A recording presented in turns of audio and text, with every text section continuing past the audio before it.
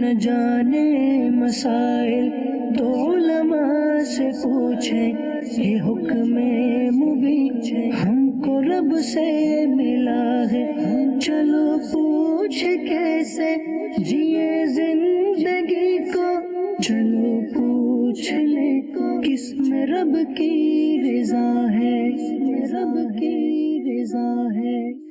الحمدللہ رب العالمین والصلاة والسلام علی سید المرسلین، اما بعد فاعوذ باللہ من الشیطان الرجیم، بسم اللہ الرحمن الرحیم۔ الصلاة والسلام علیک یا رسول اللہ، الصلاة والسلام علیک یا حبیب اللہ، الصلاة والسلام علیک یا نبی اللہ وعلی آلک واصحابک یا نور اللہ۔ پیارے اور محترم اسلامی بھائیوں، دارالافتاء اہل سنت سلسلے میں مرحبا کہتے ہیں۔ انشاءاللہ عز و جل آج ہمارے سلسلے میں مفتی عرفان مدنی جو کہ دارالافتاء اہل سنت سردار آباد میں تشریف فرما ہوتے ہیں، انشاءاللہ سردار آباد سے ہمارے ساتھ ہوں گے۔ عموماً مفتی ماجد رضا مدنی صاحب بھی تشریف لاتے ہیں، لیکن آج وہ مصروفیات کی بنا پر نہیں آ سکے، تو انشاءاللہ مفتی عرفان صاحب سے ہی آپ کے تمام سوالات انشاءاللہ ان کی بارگاہ میں پیش کریں گے اور ان کا جواب حاصل کرنے کی کوشش کریں گے۔ درود پاک کی فضیلت سنتے ہیں۔ شیخ طریقت امیر اہل سنت دامت برکاتہم العالیہ اپنے رسالے ضیاء درود و سلام اس کے صفحہ نمبر 8 پر حدیث پاک نقل فرماتے ہیں، نبی کریم صلی اللہ تعالی علیہ وسلم نے ارشاد فرمایا، قیامت کے روز اللہ عز و جل کے عرش کے سوا کوئی سایہ نہیں ہوگا، 3 شخص اللہ عز و جل کے عرش کے سائے میں ہوں گے۔ عرض کی گئی، یا رسول اللہ صلی اللہ تعالی علیہ وسلم وہ کون لوگ ہوں گے؟ ارشاد فرمایا، وہ شخص جو میرے امتی کی پریشانی دور کرے، میری سنت کو زندہ کرنے والا، مجھ پر کثرت سے درود شریف پڑھنے والا۔ صلو علی الحبیب صلی اللہ تعالی علی محمد صلی اللہ تعالی علیہ وسلم۔ مفتی صاحب ہمارے ساتھ موجود ہیں، پہلی کال سلسلے کا حصہ بناتے ہیں۔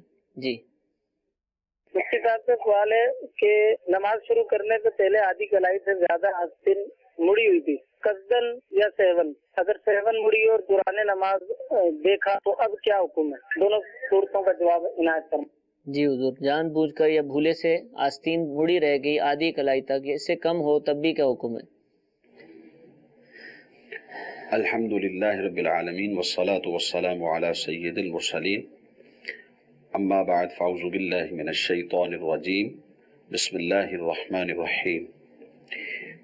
انہوں نے پوچھا کہ نماز میں آدھی کلائی سے زیادہ چڑھی رہ گئی، اب نماز میں دیکھا خواہ وہ سہون ہوا ہو یا قصدن ہوا ہو تو اس کا کیا حکم ہے؟ دیکھیں، اس معاملے میں جو علماء بیان فرماتے ہیں وہ یہ ہے کہ نماز میں خلاف معتاد آستین آدھی کلائی سے زیادہ اگر چڑھی ہوئی ہے تو نماز مکروہ تحریمی اور واجب الاعادہ ہوگی۔ اب یہ جو آستینیں چڑھائی ہوئی ہیں، خواہ وہ قصدن چڑھائی ہوئی ہوں یا سہون چڑھائی ہوئی ہوں، باہر صورت ایک ہی حکم ہے کہ نماز مکروہ تحریمی اور واجب الاعادہ ہوگی۔ البتہ یہاں پر فرق ہم یوں کر سکتے ہیں کہ اگر اس نے جان بوجھ کر ایسا کیا ہے تو یہ گناہگار بھی ہوگا، اور اگر سہون اس طرح یہ ہو گیا ہے کہ آدھی کلائی سے زیادہ آستین چڑھی ہوئی ہے اور نماز کو شروع کر دیا ہے تو اس صورت کے اندر گناہگار تو نہیں ہوگا، البتہ نماز واجب الاعادہ ہے، مکروہ تحریمی ہے، نماز کا اعادہ بعد میں کرنا ہوگا۔ ٹھیک ہے جی، دوسری کال سلسلے میں شامل کرتے ہیں۔ جی میرا نام فہیم اتاری ہے، میں اوکاڑا سے عرض کر رہا ہوں۔ میرا سوال یہ ہے کہ جو سورہ رحمان میں ایک آیت ہے کہ جو اللہ کے حضور کھڑے ہونے سے ڈرے اس کے لیے 2 جنتیں ہیں، اس سے کیا مراد ہے؟ 2 جنتیں کیا ہیں؟ یہ ارشاد فرما دیجیے۔ اللہ اکبر۔ جی حضور۔ اللہ تبارک و تعالی قرآن مجید فرقان حمید کی سورہ الرحمن میں ارشاد فرماتا ہے، وَلِمَنْ خَافَ مَقَامَ رَبِّهِ جَنَّتَانِ، اور جو اپنے رب کے حضور کھڑے ہونے سے ڈرے اس کے لیے 2 جنتیں ہیں۔ مفسرین نے اس کے معنی بھی بیان فرمائے، اور جو مشہور معنی ہیں وہ 2 ہیں۔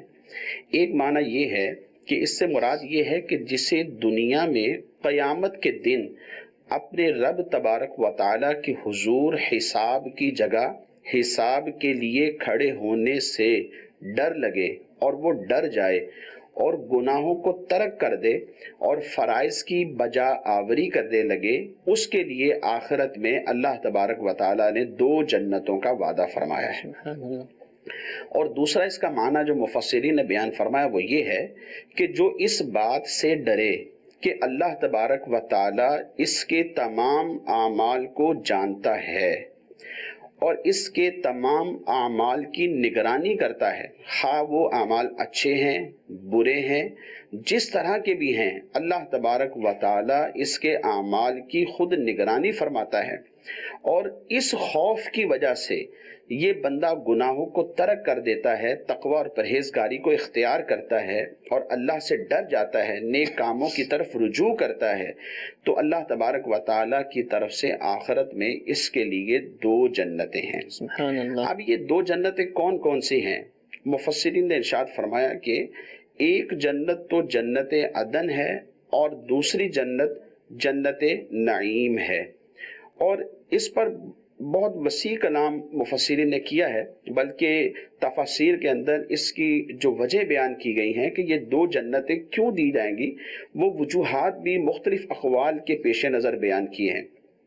مثال کے طور پہ ایک قول یہ ہے کہ ایک جنت اس کو اللہ تبارک و تعالیٰ کے ڈر کے صلے میں دی جائے گی، اور دوسری جنت اس نے اپنی نفسانی خواہشات کو چونکہ ترک کر دیا اور اللہ سے ڈرا ہے، اس وجہ سے اس کو دوسری جنت دی جائے گی۔ اور دوسرا ایک قول یہ ہے کہ اس کو ایک جنت اس کے درست عقیدے کی وجہ سے ملے گی اور دوسری جنت اس کے نیک اعمال کی وجہ سے ملے گی، اور ایک تیسرا قول یہ ہے کہ ایک جنت اس کو اس کی اپنی فرما برداری کے صلے میں ملے گی اور ایک جنت گناہ کو ترک کر دینے کی وجہ سے ملے گی، اور چوتھا ایک قول یہ بیان کیا کہ ایک جنت اس کو ثواب کے طور پہ ملے گی اور دوسری جنت اللہ تبارک و تعالیٰ کا فضل و کرم ہوگا۔ اور ایک 5واں قول جو آخری میں یہاں پر ذکر کروں گا وہ یہ ہے کہ ایک جنت خود اس کی رہائش کے لیے ہوگی اور دوسری جنت اس کی بیویوں کی رہائش کے لیے ہوگی۔ بہرحال اگر بندہ اللہ کے خوف سے ڈر جائے اور گناہوں کو ترک کر دے، اس کی فرما برداری کرنے لگے، تو اللہ تبارک و تعالیٰ نے اس کے ساتھ وعدہ فرمایا ہے کہ اس کے لیے آخرت میں 2 جنتیں ہیں۔ ہم سب کو چاہیے کہ ہم اللہ تبارک و تعالیٰ کا ڈر رکھیں، کیونکہ ہمارا رب ہمیں دیکھ رہا ہے۔ انسان کا اگر یہ کنسیپٹ مضبوط ہو جائے کہ میرا رب مجھے دیکھ رہا ہے، تو امید ہے انسان گناہوں سے بچ جائے گا، گناہوں سے باز آ جائے گا اور اللہ تبارک و تعالیٰ کی فرما برداری کرنے لگے گا۔ اور یاد رکھیے کہ اسی کے اندر اللہ تبارک و تعالیٰ کی فرما برداری میں، اس کا خوف دل میں رکھنے سے اور تقوی اور پرہیزگاری میں ہی دنیا اور آخرت میں کامیابی ہے۔ بے شک بے شک۔ اللہ تعالیٰ مزید اگر اس کی تفصیل دیکھنا چاہیں تو تفسیر صراط الجنان جو مکتبۃ المدینہ کی مطبوعہ ہے اس سے مطالعہ کیا جا سکتا ہے۔ مختلف علماء کی تفاسیر ہیں جیسے نور العرفان ہے، اس سے بھی مطالعہ کر سکتے ہیں۔ انشاءاللہ العزیز بہت وضاحت کے ساتھ ڈیٹیل سے علماء نے کلام کیا ہے، بہت مفید ہوگا۔ ماشاءاللہ۔ تو مفتی صاحب یہ ارشاد فرمائی، جیسے یہ آیت کریمہ ہم نے سنی، اس کی تفسیر آپ نے بیان فرمائی، پوچھنے والے نے پوچھی، آپ نے ارشاد فرمائی، یا کوئی اور بھی آیت کریمہ پڑھتے ہیں، کوئی حدیث مبارکہ سنتے ہیں کہ جس میں جنت کے حوالے سے گفتگو کی گئی ہے، اس کے فضائل بیان کیے گئے ہیں، اس کی نعمتوں کا تذکرہ ہے، کہ جس سے ایک انسانی طبیعت مائل ہوتی ہے کہ جنت کا حصول ہونا چاہیے، ایک واقعتاً اللہ کی رحمت کا مقام ہے، تو کیا نیک اعمال جو انسان کرتا ہے اس میں صرف کیا یہی بات پیش نظر رکھی جا سکتی ہے کہ بھی جنت ملے گی، یا پھر اس میں اور چیزیں، خدا کا خوف، رضا الہی، ان چیزوں کو بھی پیش نظر رکھنا ہے، یا پھر فقط جنت کے حوالے سے حدیثیں سننے کے بعد بس ٹھیک ہے جنت چاہیے اس لیے میں کام کر رہا ہوں، تو کیا اتنا ہی کافی ہے یا یہ کرنا ہی اللہ کی رضا ہی مقصود کہلائے گا؟ کیا کہیں گے اس حوالے سے؟ دیکھیں، انسان کی جو پیش نظر ہے وہ اللہ تبارک و تعالیٰ کی رضا ہونی چاہیے. جیسے مختلف روایات ہیں وہ ہماری اس طرف رہنمائی کرتی ہیں کہ الحب فی اللہ والبغض فی اللہ، کہ انسان کی محبت ہو تو اللہ کی رضا کے لیے ہونی چاہیے، اگر کسی کے ساتھ بغض ہے تو وہ بھی اللہ تبارک و تعالیٰ کی رضا کے لیے ہونی چاہیے. اللہ تبارک و تعالیٰ کی رضا یہ وہ عمل ہے کہ جو انسان کو دنیا میں بھی سرخرو کر دیتی ہے اور آخرت میں بھی سرخرو ہوتی، کیونکہ جس سے اللہ تبارک و تعالیٰ راضی ہو جائے اس کے لیے تو ڈیفینیٹلی جنت ہے اللہ کے فضل و کرم کا صدقہ.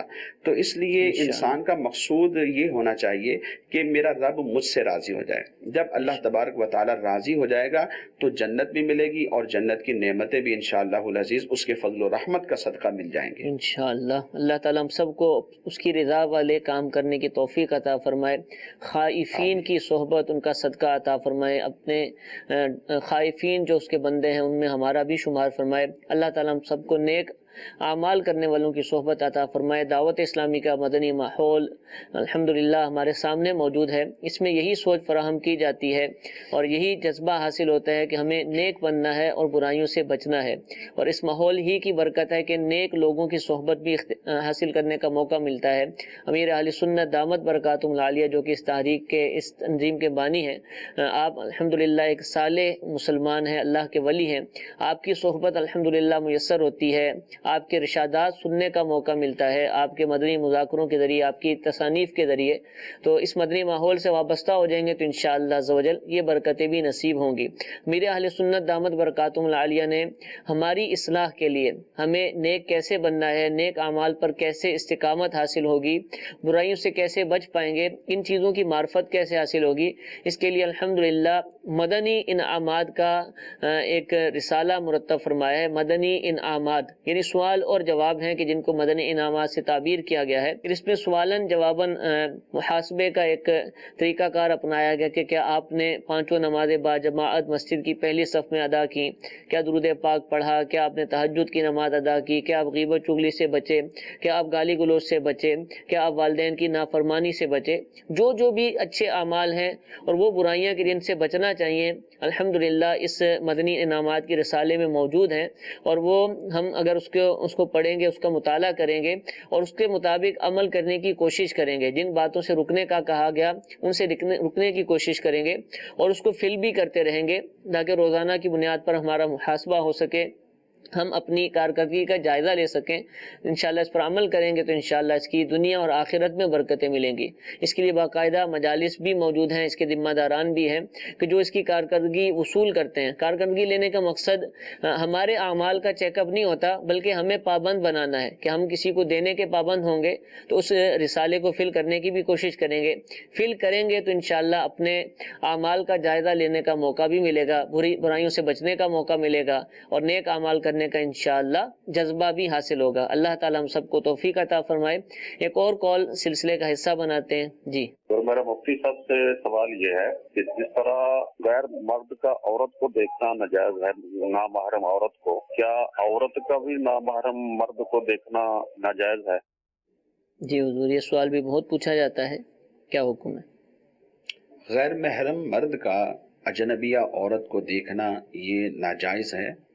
البتہ عورت جب مرد اجنبی کو دیکھے یا اس کی نظر پڑے تو اس کے بارے میں اصول کچھ مختلف ہیں. وہ اس طرح ہے کہ عورت کا مرد اجنبی کی طرف نظر کرنے کا حکم یہ وہی حکم ہے جو ایک مرد کا دوسرے مرد کی طرف نظر کرنے کا حکم ہے. اور یہ بھی دیکھیں اس صورت میں ہے کہ جب عورت کو یقین ہو کہ مجھے اس مرد کو دیکھنے میں شہوت نہیں ہوگی، ٹھیک ہے، اور اگر اسے یقین ہے تو اب اس مرد کے چہرے کی طرف یا اس مرد کی طرف نظر پڑ جاتی ہے تو یہ گناہ نہیں ہے. اور اگر اس کو شبہ ہے تو علماء فرماتے ہیں تب بھی یہ نظر نہ کرے، کیونکہ اس شبے کی بنا پر، کیونکہ بہت سارے شبہات ایسے ہوتے ہیں جو انسان کو گناہ میں مبتلا کر دیتے ہیں. تو کہا کہ اس صورت کے اندر کہ جب اسے شبہ ہو کہ مجھے اس مرد کی طرف نظر کرنے سے شہوت ہو جائے گی تو ایسی صورت کے اندر اس کو چاہیے کہ وہ نظر نہ کرے. बहरहाल यकीन की सूरत हो या शुबे की सूरत हो और यकीन ना भी हो, औरत को चाहिए कि वो मर्द अजनबी की तरफ नज़र करने से बचे कि इसी में आफियत है। और बल्कि शेख तरीक़त अमीर अहले सुन्नत दामत बरकातुहुल आलिया अपनी किताब पर्दे के बारे में सवाल जवाब, उसके अंदर आप फरमाते हैं, जब इसी तरह का सवाल हुआ तो फरमाया कि ना देखने में ही आफियत है। और इस जुमले को जरा गौर किया जाए, सोचा जाए, डीपली जाकर इसको अगर गहराई में अगर गौर फिक्र करें तो बहुत बड़ी और बड़ी वजनी बात है और इंशाअल्लाह उल अज़ीज़ इससे गुनाह की रोकथाम होगी। ठीक है, इस पर अमल करने की कोशिश की जाए। और पर्दे के बारे में सवाल जवाब, अगरचे इसमें पर्दे के अहकाम है, बज़ाहिर तो ये लगता है कि इस्लामी बहनों के लिए है, बल्कि ऐसा नहीं है, इस्लामी भाइयों के लिए भी इसमें बहुत सारी बातें हैं सीखने की, खुद उनके अपने अमल करने के लिए भी और अपने जो घर की जो औरतें हैं उनको अमल पर राग़िब करवाने के लिए भी। तो हमें मर्द हों या औरत जो भी है इसको इस किताब को ज़रूर पढ़ना चाहिए। पर्दे के बारे में सवाल जवाब इंशाअल्लाह इस्लामी जो अहकाम है इसके हवाले से, जो शरीयत ने, जो अल्लाह ताला और उसके रसूल ने हम पर लाजिम किए, जो हमें बताए, वो इंशाअल्लाह सीखने का मौका मिलेगा। एक और कॉल सिलसिले में शामिल करते हैं जी। क्या शोहर अपने बीवी के लिए महरम होता है या गैर महरम? जी हुजूर। शौहर अपनी बीवी के लिए महरम होता है या गैर महरम? इस्तिलाही एतबार से और शरई एतबार से अगर हम महरम की तारीफ़ को देखते हैं तो इस एतबार से देखें कि महरम की तारीफ़ ये है कि जिसके साथ हमेशा के लिए निकाह हराम हो। ठीक। जैसे भाई के साथ हमेशा के लिए निकाह हराम है, बाप के साथ हमेशा के लिए निकाह हराम है, बेटे के साथ, भतीजे के साथ, भांजे के साथ, ये सब महारिम हैं, इनके साथ हमेशा के लिए निकाह हराम है। तो इस एतबार से हम अगर देखते हैं तो शौहर महरम नहीं है, लेकिन वो अजनबी भी नहीं है, क्योंकि अजनबी का मतलब ये है कि वो उससे पर्दा हो जाए, वो देख ही ना सके। तो शरीयत ने इसके रिश्ता इज़्दिवाज की वजह से, ये निकाह का जो रिश्ता है, इस निकाह की बिना पर जो एक हद फासिल थी बहुत सारे अहकाम के अंदर, वो यहाँ पर ख़त्म कर दी। तो हम यहाँ पर ये भी नहीं कह सकते कि ये महरम है, और चूँकि तारीफ सादिक नहीं आती, और इसको मुतलकन अजनबी भी नहीं कहा जा सकता क्योंकि वो अजनबी नहीं है। लेकिन अगर खुदा न खास्ता कोई ऐसी सूरत बन जाए कि दोनों में सेपरेशन हो जाती है और तलाक होती है, जुदाई हो जाती है, तो इस सूरत के अंदर फिर दोनों में जो रिश्ता होगा वो अजनबियत का होगा। ठीक है, ठीक है, जज़ाकल्लाह जी। एक और कॉल चला दीजिएगा। सर, मेरा सवाल ये है कि मेरे 4 बच्चे हैं और उनका हकीका कैसे करना चाहिए, और क्या उनका एक साथ कर सकते हैं, और जानवर कितना बड़ा होना चाहिए? जाहिर तो शायद यही है कि वो अलग अलग पैदा हुए और मुख्तलिफ सालों में हकीका नहीं हुआ, तो अब एक साथ करना चाहें तो कैसे करेंगे? देखें, सबसे पहले तो ये याद रखें कि बच्चे के पैदा होने की खुशी में अल्लाह तबारक व तआला की बारगाह में जो जानवर ज़बह किया जाता है उसी को अकीका कहा जाता है। अब बच्चे 4 हों, 5 हों, 6 हों, सब का इकट्ठे अगर अकीका करना चाहें तो इकट्ठे भी कर सकते हैं। शरीयत मुतहरा ने इसकी इजाज़त दी है, इसमें कोई किसी किस्म का हर्ज नहीं। और देखें, इसमें अकीके में कितने बकरे ज़बह किए जाएंगे, इसमें फ़ुक़हा इस्लाम ये फरमाते हैं कि अहादीस की रोशनी में हमें ये पता चलता है कि बेटे के लिए 2 और बेटी के लिए 1 जानवर।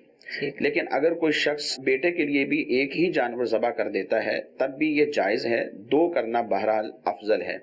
लेकिन अगर बड़ा जानवर ज़बह किया जाए तो बड़े जानवर के अंदर भी इसी तरीके से 2 हिस्से बेटे के लिए रख लिए जाएं और 1 हिस्सा बेटी के लिए रख लिया जाए, तो चारों बच्चों के काउंट कर लिए जाएं, किस एतबार से बनते हैं उस एतबार से इन सब की नियत करके अकीका किया जा सकता है।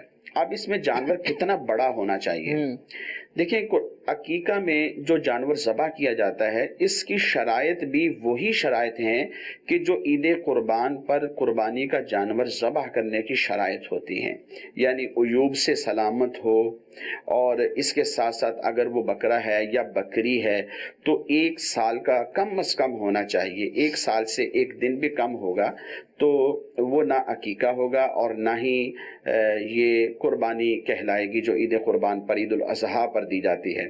اور اسی طرح اگر جانور بڑا ہو جیسے گائے ہے تو وہ کم سے کم 2 سال کی ہونی چاہیے، 2 سال سے 1 دن بھی کم نہیں ہونی چاہیے، ہاں زیادہ کی ہو سکتی ہے۔ اور اگر اونٹ ذبح کریں تو اس میں بھی 7 حصے ہوتے ہیں، اور اس کو بھی ذبح کرنے میں عمر کا جو لحاظ ہم رکھیں گے وہ 5 سال کا ہے، 5 سال سے 1 دن بھی کم نہ ہو، زیادہ عمر ہو تو اس میں کوئی حرج نہیں۔ اور ان دونوں بڑے جانوروں کے اندر 7 حصے ہوتے ہیں۔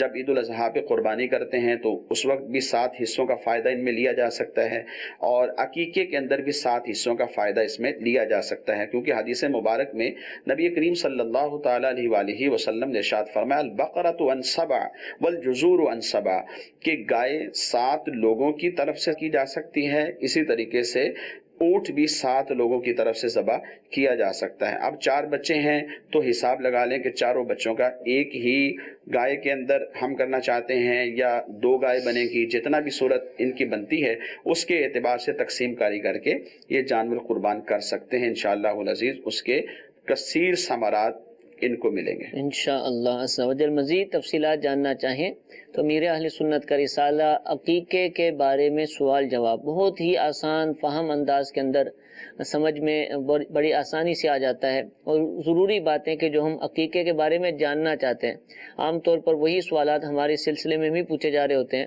انشاءاللہ یہ رسالہ پڑھ لیں گے عقیقے کے بارے میں سوال جواب تو انشاءاللہ امید ہے کہ جو بنیادی معلومات ہم حاصل کرنا چاہتے ہیں ہمیں مل جائیں گی۔ اگر پھر بھی کچھ چیز پوچھنا چاہیں تو ہمارا سلسلہ حاضر ہے، ہمارا دارالفتہ کا جو فون سروس ہے اس کے ذریعے بھی آپ رابطہ فرما سکتے ہیں۔ کچھ میسیجز سلسلے کا حصہ بناتے ہیں۔ ایک SMS میں یہ پوچھا جا رہا ہے کہ ظہر کی نماز کے لیے جو وضو کیا گیا ہے کیا وہ جو تحیۃ الوضو ہوتا ہے اس کے لیے بھی کافی ہوگا یا وہ الگ وضو ہے؟ یعنی کوئی ظہر کی نماز کا وضو الگ ہوتا ہے اور تحیۃ الوضو کے جو نوافل پڑھنے ہیں اس کے لیے کوئی الگ وضو کرنا ہوگا، تو یہ تھوڑا سا ارشاد فرما دیجیے۔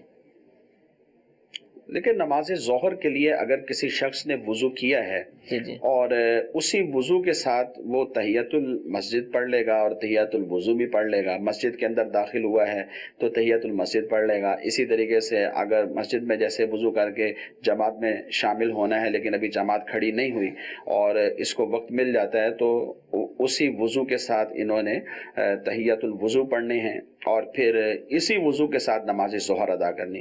اس کے علاوہ نوافل اور اگر قضا نمازیں ہیں وہ بھی اگر پڑھنا چاہتے ہیں تو وہ اسی وضو کے ساتھ پڑھیں گے، اس کے لیے کوئی الگ ضروری نہیں ہے کہ وضو ہو۔ ہاں یہ ہو سکتا ہے کہ ابھی عبادت کوئی بھی نہیں کرنی اور یہ نماز ظہر پڑھ چکے ہیں اور اب دوبارہ نئے سرے سے وضو کسی وجہ سے کسی حدث کی بنا پر کیا ہے، تو اب وضو کرنے کے بعد اگر دوبارہ یہ تحیۃ الوضو پڑھنا چاہتے ہیں تو پڑھیں، ٹھیک ہے، اچھی بات ہے۔ ٹھیک ہے۔ ایک اور میسج شامل کرتے ہیں۔ سوال یہ پوچھا جا رہا ہے کہ اگر کسی کی نمازیں قضا ہو گئیں اور وہ قضا ادا کر رہا ہے تو وتر نماز کیسے پڑھے گا؟ کیا اس میں بھی دعائے قنوت پڑھنی ہوگی؟ جی ہاں، اس میں بھی دعائے قنوت پڑھنی ہوگی۔ ہاں البتہ شیخ طریقت امیر اہل سنت دامت برکاتہم العالیہ نے نماز کے احکام کے اندر یہ بات تحریر فرمائی ہے کہ کسی کی نمازیں بہت زیادہ قضا اس کے ذمہ ہیں اور یہ چاہتا ہے کہ زیادہ سے زیادہ پڑھ لوں، تو اب ہونا تو یہی چاہیے کہ یہ دعائے قنوت پڑھے، لیکن اگر اس میں کچھ کنسیشن جو شریعت نے اس کو دی ہے اس میں اگر یہ ربنا آتینا فی الدنیا حسنۃ وفی الآخرۃ حسنۃ وقنا عذاب النار یہ دعا پڑھ لیتے ہیں یا اللہم اغفر لی 3 مرتبہ پڑھ لیتے ہیں تو یہ کفایت کر جائے گی۔ فقہ کی کتابوں کے اندر یہ مسئلہ موجود ہے۔ ٹھیک ہے جی، ایک اور کال چلا دیجیے گا۔ मेरा सवाल ये है कि हमारे घर में चींटियां बकसरत, मतलब चींटियों ने अपने घर बनाए हुए हैं, इसके अलावा कीड़ों ने अपने घर बनाए हुए हैं जगह जगह, आम घरों में भी ये देखने में मिला है। इसके अलावा छिपकली और चूहे वगैरह, मच्छर मक्खी वगैरह जो कि घर में बकसरत पाए जाते हैं, तो इन्हें तलफ करने के बारे में शरीयत हमारी क्या रहनुमाई करती है? बराए मेहरबानी जवाब में। جی حضور، کیا ان کے سوال کا جواب ہے؟ جی ثاقب بھائی، آزمائش تو اس صورت کے اندر واقع ہوتی ہے۔ یہ اس طرح کے مسائل کافی مرتبہ پیش آیا کہ لوگوں نے پوچھے ہیں اور اس کا جواب دینا پڑا۔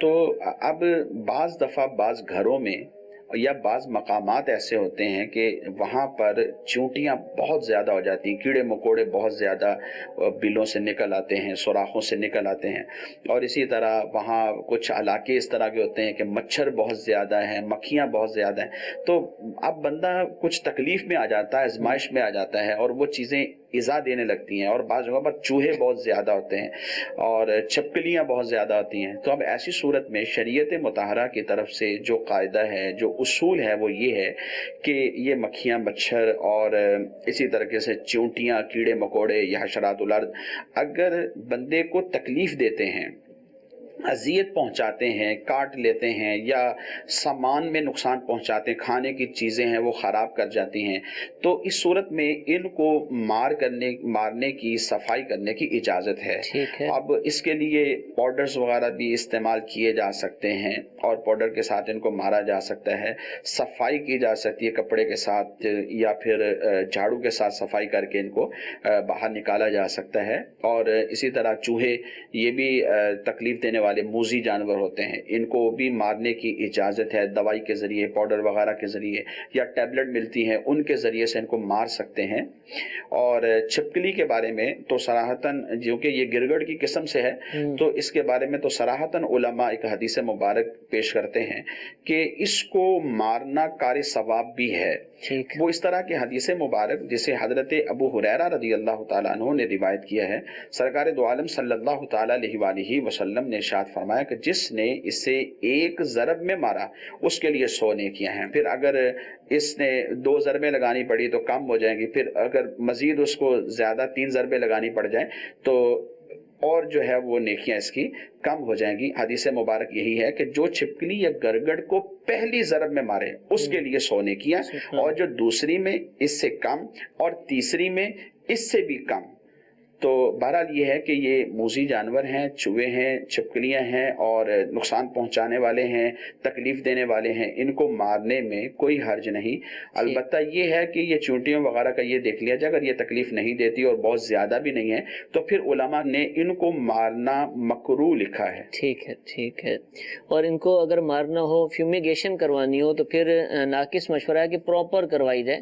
ایسا نہ ہو کہ آپ فیومیگیشن کروائیں اور یہ صحیح طریقے سے مریں بھی نہ، اور آپ کے ہاں تو نہ ٹھہریں لیکن پڑوس کے ہاں دوسرے گھر میں چلی جائیں، دوسری جگہوں پر چلی جائیں اور لوگ تکلیف میں آ جائیں۔ پراپر ہونی چاہیے، اور چونکہ جب فیومیگیشن کروائی جاتی ہے اس وقت بہت زیادہ جو ہے وہ اسمیل وغیرہ کے معاملات ہوتے ہیں، تو اس حوالے سے بھی غور کرنا چاہیے کہ کوئی ہمارے آس پاس کوئی ایسا مریض نہ ہو کہ جو اس کی اسمیل سے بہت زیادہ تکلیف میں آ جائے، اس کا رہنا مشکل ہو جائے، بچوں کو بھی مسائل ہو سکتے ہیں۔ تو یہ کام کروانے کے لیے آس پڑوس میں بھی اطلاع دی جائے اور ان کو اعتماد میں لے کر، ان سے اجازت لے کر اگر ممکن ہو سکے تو یہ سارے معاملات کیے جائیں۔ اور ورنہ دوسرے کیمیکلز بھی ہوتے ہیں، پاؤڈرز وغیرہ ہوتے ہیں جن میں بدبو کا سلسلہ نہیں ہوتا، ان کا بھی استعمال کیا جا سکتا ہے۔ جی ایک اور کال چلائیے۔ محمد عامر راولپنڈی سے بول رہا ہوں، اور میرا سوال یہ ہے کہ یہ جو نماز پڑھتے ہیں جمعہ والے دن، اس کی جو پہلے اور بعد میں جو سنتے ہیں اور نفل ہوتے ہیں، ان کی نیت کیسے ہوگی؟ مہربانی فرما کے بتا دیں۔ جی حضور ارشاد فرمائیے۔ دیکھیں، پہلے سلسلے میں تو جمعۃ المبارک کی آپ رکعات سماعت کر لیں، کیونکہ یہ بہت ضروری ہے۔ ہم دیکھتے ہیں کہ بہت لوگ جمعہ کے فرض پڑھتے ہیں، پھر اس کے بعد 2 سنت پڑھنے کے بعد چلے جاتے ہیں۔ جمعہ کے 2 فرض سے پہلے 4 سنت موقدہ، اور 2 فرائض کے بعد پھر 4 سنت موقدہ، پھر اس کے بعد 2 سنت غیر موقدہ، پھر اس کے بعد 2 نوافل ہیں، کل یہ 14 رکعات بن جاتی ہیں۔ تو جمعہ کے فرض سے پہلے جب نیت کریں گے تو اس میں یہ ذہن میں رکھیں کہ نیت دل کے ارادے کا نام ہے، ارادہ قلب کو نیت کہتے ہیں۔ جو دل کے اندر موجود ہے، ذہن کے اندر موجود ہے، وہی ہماری نیت ہے۔ زبان سے کہنا بھی کوئی ضروری نہیں، ہاں اگر زبان سے کہہ لیا تو علماء فرماتے ہیں یہ سونے پہ سہاگا ہے۔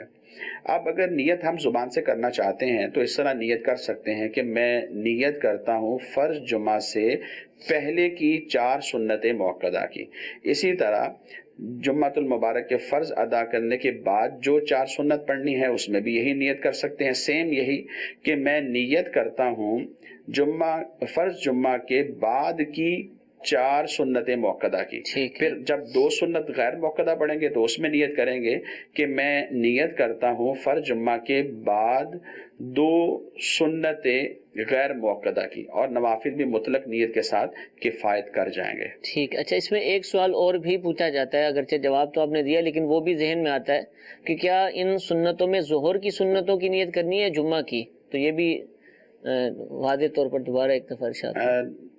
نہیں، ایسا نہیں ہے، جمعہ کے دن نماز جمعہ ہی ہے، ہم فرض جمعہ کی ہی نیت کریں گے، فرض جمعہ یا فرض جمعہ سے پہلے کی قبلیہ یا بعدیہ یہی نیت کریں گے۔